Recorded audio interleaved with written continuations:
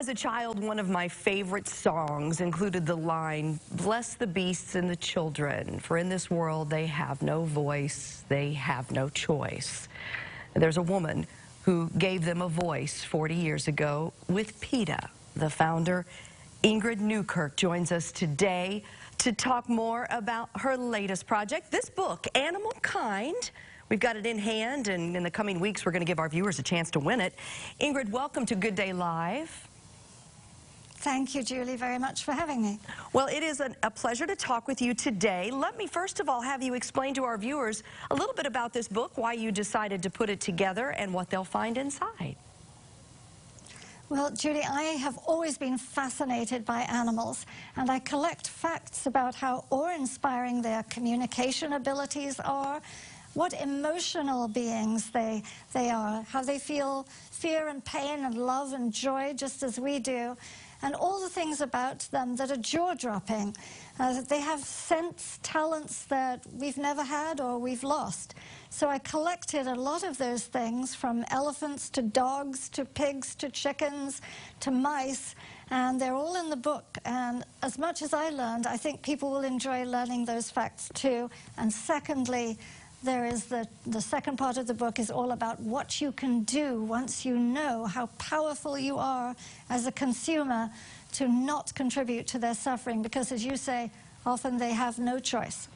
Well, you know, this book for me was, I enjoyed the parts that taught me things about animals I didn't know, because I think sometimes we love animals, but we don't know a lot about their thinking and the way they kind of interact with their own little families. So thank you for putting that together, because I think it's great. Now, let me ask you about the organization itself. As I mentioned, we're on the 40th anniversary.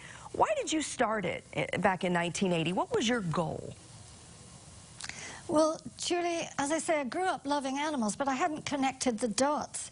When I became a law enforcement officer, I actually went onto farms and saw horrific suffering of animals, and that is what made me stop eating them. And then I found a couple of animals, a squirrel and a fox, caught in a steel trap. And I had had my first fur coat when I was 19. And the suffering I saw in those animals made me think, well, I'm not getting another one. And since that time, I've cataloged what happens to animals in the wool industry, of all things, where shearing is not just a haircut. We've seen terrible abuses in the shearing sheds, and in the leather industry. And so I thought, everything I find out, I should pass on to other people who care about animals, but also let them know the fascinating choices they can make to be kind or to be cruel, and most people will choose to be kind if they know what they can do. I agree with you 100%. I do think kindness is in so many hearts. There's just a lack of understanding of how to help achieve that. So have your goals, do you feel like, been met at this point 40 years later? And where do you go now, Ingrid? Well, a lot of things have changed. I mean, you can go to Target or Dunkin' Donuts and get a Beyond sausage or a turkey taste-alike. You can get soy milk and almond milk and everything else readily in the stores. That wasn't true when we started. The wonderful clothing that's coming on the market, pineapple leather, apple leather, materials that are just not stolen from animals or animals don't have to die for. We've made huge strides with experimentation. We have a lot further to go, but we have stopped monkey infant deprivation experiments. We've stopped car crash experiments on animals.